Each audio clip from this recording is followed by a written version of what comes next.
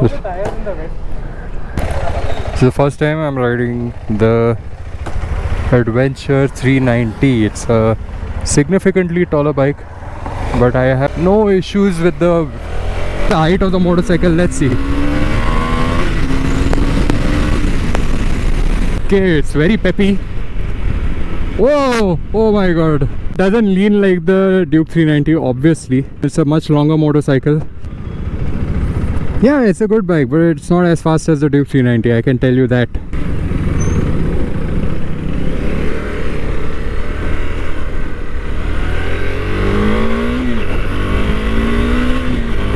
Okay, not bad.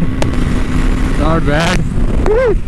My half pants are becoming super half pants. Okay, good.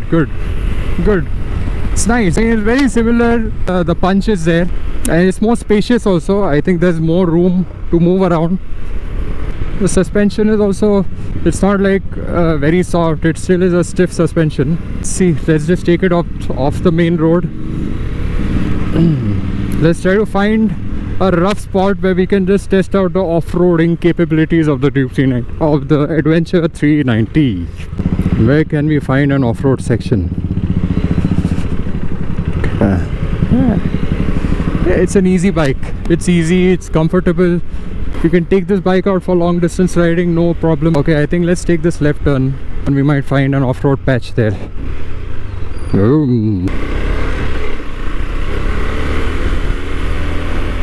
Where are the potholes when you need them? Off-road.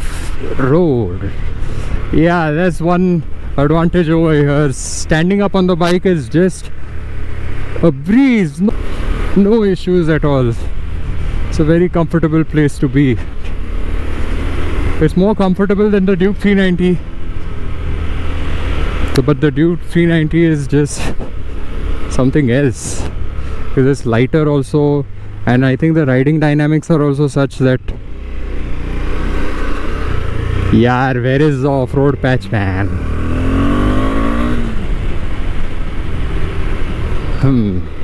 Found a little bit of off-roading over here. Let's see.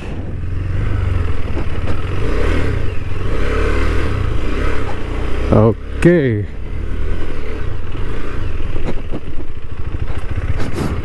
Ronmas. Yes, I want to. Easy. Stand up. That was a nice splash on my legs.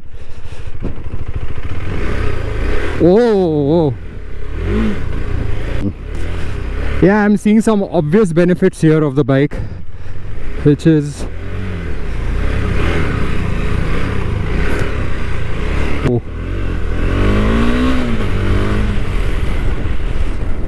my legs are dirty now. Shit.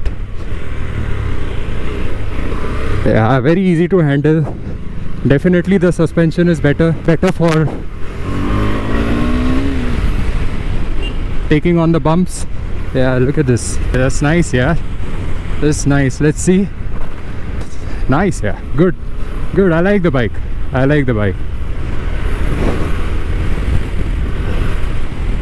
I'm riding the Adventure 390 for the first time, but it doesn't feel like I'm riding it for the first time.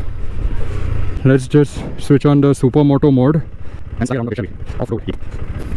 So now the rear ABS is disengaged, so I can slide. I can slide around the bike.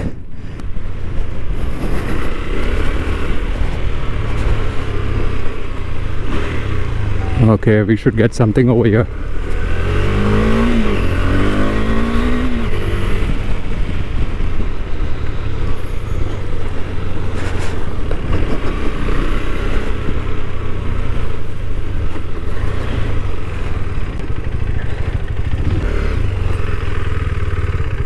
Nope, I don't think I'm gonna attempt this one.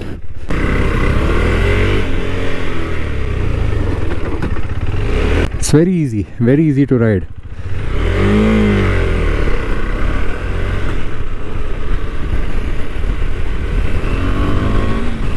Alright, it's time to head back to the showroom. done with the test ride, but I can see why adventure bikes are getting so popular.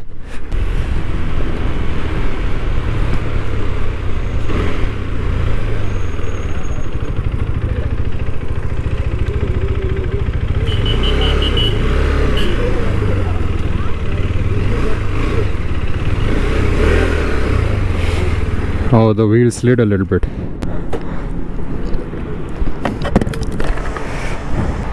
Yeah, it's good yaar.